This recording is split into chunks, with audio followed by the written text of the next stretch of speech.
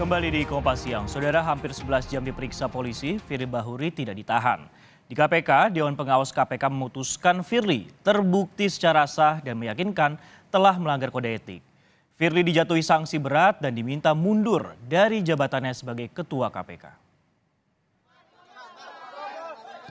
Hampir 11 jam diperiksa polisi, Firly Bahuri tidak ditahan. Ini adalah pemeriksaan Firly yang kedua setelah ditetapkan menjadi tersangka. Pemeriksaan Firly kemarin merupakan penjadwalan ulang karena pada 21 Desember lalu Firly tidak hadir. Tak sepatah kata pun keluar dari mulut Firly. Usai diperiksa polisi, ia hanya diam dan tergesa-gesa masuk ke dalam mobil. Polisi mengatakan di antara materi pemeriksaan adalah soal aset dan harta kekayaan Firly yang tidak ia masukkan ke dalam LHKPN. Tak hanya miliknya, polisi juga meminta klarifikasi Firly terkait harta benda milik istri, anak, dan keluarganya.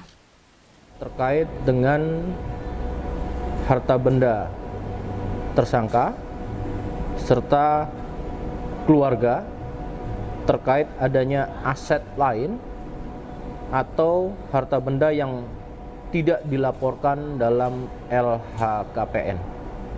Di antaranya aset yang berlokasi yaitu di wilayah Yogyakarta, yaitu daerah Bantul dan Sleman, kemudian juga Sukabumi, Bogor, Bekasi, dan Jakarta. Keyakinan Firly tak akan ditahan sudah disampaikan kuasa hukumnya pada Rabu pagi saat Firly mulai pemeriksaan di Bareskrim. Kuasa hukum Firly mengklaim penyidik tidak akan menahan Firly karena Firly kooperatif hadir di pemeriksaan. Itu kan kooperatif. Jadi nggak ditahan nih? Optimis nggak ditahan? Enggak, kita kooperatif. Semua permintaan penyidik kita penuhi, kecuali kita tidak kooperatif. Kalaupun kita tidak bisa memenuhi panggilan kemarin, kan ada alasan yang kita sampaikan secara tertulis dan diatur dalam KUHP. Boleh saja kan? Di hari yang sama, Dewan Pengawas KPK menjatuhkan sanksi berat kepada Firly Bahuri. Firly diminta untuk mengajukan pengunduran diri sebagai pimpinan KPK.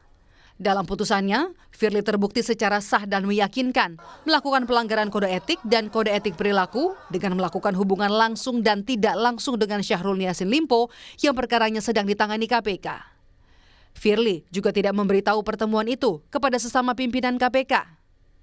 Di putusan itu, Dewan Pengawas mengatakan tidak ada hal yang meringankan untuk Firly Bahuri. Sebaliknya, hal yang memberatkan untuk Firly, selain tidak kooperatif dalam pemeriksaan, Firly juga sudah pernah dijatuhi sanksi etik. Menjatuhkan sanksi berat kepada terperiksa berupa diminta untuk mengajukan pengunduran diri sebagai pimpinan KPK. Hal yang meringankan tidak ada. Hal yang memberatkan, terperiksa tidak mengakui perbuatannya, terperiksa tidak hadir dalam persidangan kode etik dan kode perilaku tanpa alasan yang sah, meskipun telah dipanggil secara sah dan patut, serta terdapat kesan berusaha memperlambat jalannya persidangan. Terperiksa sebagai Ketua KPK merangkap anggota seharusnya menjadi contoh dan teladan dalam mengimplementasikan kode etik dan kode perilaku di KPK, tetapi malah terperiksa melakukan sebaliknya. Terperiksa sudah pernah dijatuhkan sanksi etik. Dalam penjabarannya, Dewan Pengawas KPK mengungkap Firly Bahuri juga melakukan komunikasi beberapa kali melalui pesan WhatsApp dengan mantan Menteri Pertanian Syahrul Yassin Limpo di tahun 2021. Bahwa seingat terperiksa saat sedang di Melbourne ada pesan WA masuk handphone terperiksa, tapi awalnya terperiksa tidak tahu karena dari siapa, karena tidak muncul nama dalam handphone terperiksa. Pesan tersebut diterima melalui WhatsApp pada sekitar tanggal 28 atau 29 September 2023. Saat itu, saksi Syahrul Yassin Limpo menghubungi terperiksa melalui WA yang seingat terperiksa mengatakan, "Selamat siang, apakah ini nomor telepon jenderal? Saya pernah WA dengan profile picture yang sama, namun ternyata bukan jenderal." Bahwa selanjutnya pada hari Jumat, saksi Syahrul Yassin Limpo kembali mengirimkan pesan melalui WA, "Mohon izin jenderal, baru dapat infonya, kami mohon petunjuk dan bantuan karena masih di luar negeri, KB." Dan terperiksa jawab, saya lagi cuti karena menghadiri wisuda anak saya di Monas. Dan saya akan kembali 2 Oktober 2023. Kemudian pesan tersebut terperiksa hapus. Meski telah terbukti melanggar kode etik dan perilaku, sanksi yang diterima Firly hanya diminta mengundurkan diri dan bukan dipecat.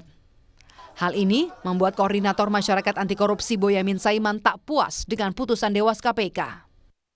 Putusan tadi diminta mengundurkan diri, memang ya kita tidak puas. Mestinya ini ditambahi, diminta mengundurkan diri dan merekomendasikan pada Presiden untuk diberhentikan dengan tidak hormat. Justru itu saya memohon kepada Paduka Yang Mulia Presiden Jokowi, nantinya dalam memberhentikan Pak Firly mestinya disertai dengan tidak hormat. Karena apa? Melanggar kode etik berat. Firly sudah mengajukan surat pengunduran dirinya kepada Presiden sebanyak 2 kali. Surat pertama yang diajukan harus direvisi karena dalam surat Firly menuliskan berhenti bukan mengundurkan diri. Sehingga surat itu tidak bisa ditindaklanjuti. Firly pun kembali mengirimkan revisi suratnya pada Presiden 23 Desember kemarin. Keterlibatan Ketua Lembaga Anti Rasuah terkait perkara korupsi memang tak bisa dianggap pelanggaran sepele. Apalagi selain pelanggaran etik, saat ini Firly masih diperiksa penyidik Polda Metro Jaya sebagai tersangka dalam kasus dugaan pemerasan terhadap mantan Menteri Pertanian Syahrul Yassin Limpo. Tim Liputan, Kompas TV.